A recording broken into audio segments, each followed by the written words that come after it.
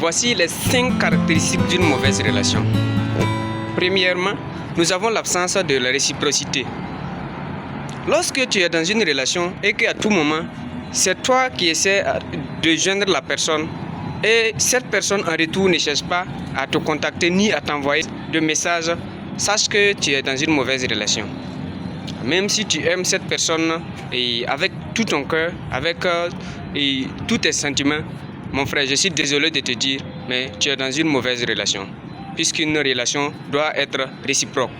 L'un de mes mentors, M. Karamo, aime le dire, une relation est comme un fil dont deux personnes tiennent chaque bout. Donc une relation doit être entretenue par deux personnes et non une seule personne. Et si tu te retrouves dans ce genre de relation, mon frère, ma soeur, je suis désolé, tu es dans une mauvaise relation.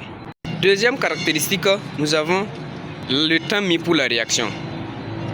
En effet, le temps mis pour la réaction est un signe qui montre réellement le niveau de votre relation. La considération dont cette personne a envers toi.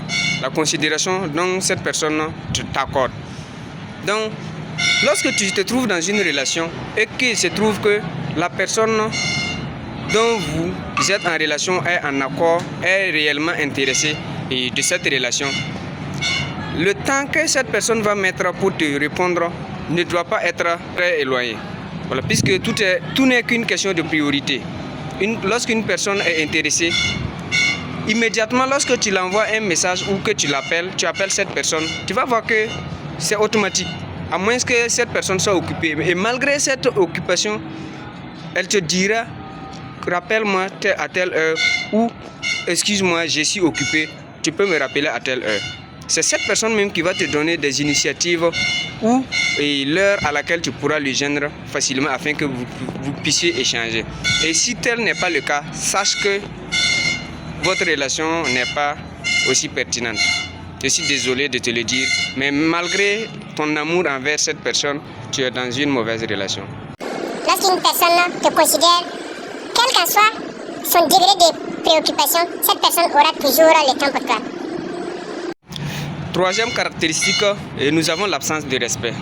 Et ça, c'est un fait courant et dont chacun d'entre nous doit essayer de comprendre dans toutes circonstances. L'absence de respect dans une relation montre immédiatement, sans aucun doute, que tu es dans une mauvaise relation. Lorsque tu es dans une relation, que ce soit amicale ou amoureuse, le respect doit toujours s'installer en première position. Puisque lorsqu'il n'y a pas de respect, il n'y a rien dans cette relation. Donc le respect de ton ami ou soi-disant de ton partenaire doit être présent. Vous devrez vous respecter mutuellement. Sans le respect dans une relation, je pense que ce n'est pas une bonne relation. Donc le respect dans une relation, ça compte vraiment. Ça montre que la personne envers laquelle tu est intéressée par cette relation. Lorsque tel n'est pas le cas, il faut automatiquement savoir que nous sommes dans une mauvaise relation. Puisque une personne qui t'aime, une personne qui te considère, ne te manquera jamais du respect. Donc le respect, c'est l'un des piliers, c'est l'un des principes dans une relation. Donc si nous sommes dans une relation et nous constatons l'absence de respect, nous devons aussi essayer d'être absents dans cette relation. Quatrième caractéristique d'une mauvaise relation, c'est le langage corporel. Et le langage corporel, c'est l'un des principaux caractères qui peut nous permettre de connaître ce qui se trouve au fond du cœur de notre partenaire. Que ce soit une relation amicale ou une relation amoureuse, le langage corporel nous révèle le vrai visage caché de notre partenaire.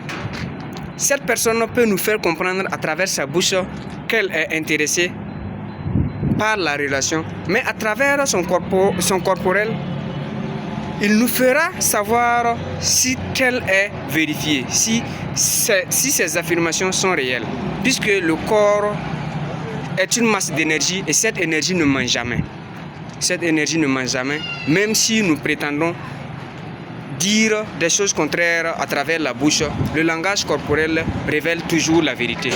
Et s'il se trouve que vous maîtrisez le langage corporel des individus, vous parviendrez directement et automatiquement à identifier ce que votre partenaire veut dire en réalité, même sans que cette personne ouvre sa bouche pour vous dire si elle est intéressée ou pas. Vous connaissez déjà à travers son langage corporel qu'elle est intéressée par la relation ou qu'elle n'est pas intéressée.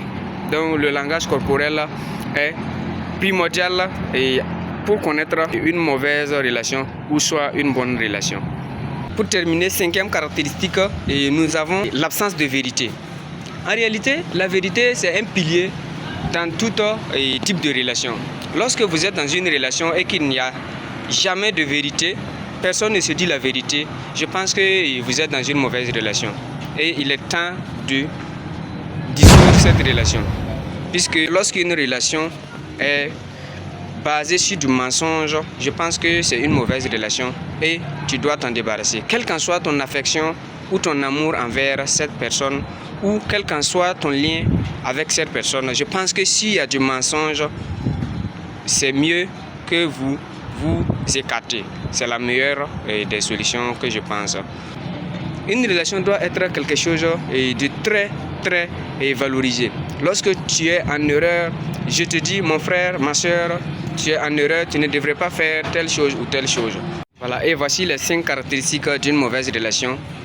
Quelle qu'en soit ton affection envers cette personne, je te conseille de quitter immédiatement cette relation puisque ça va te détruire au fil du temps, ça va te détruire dans ton futur.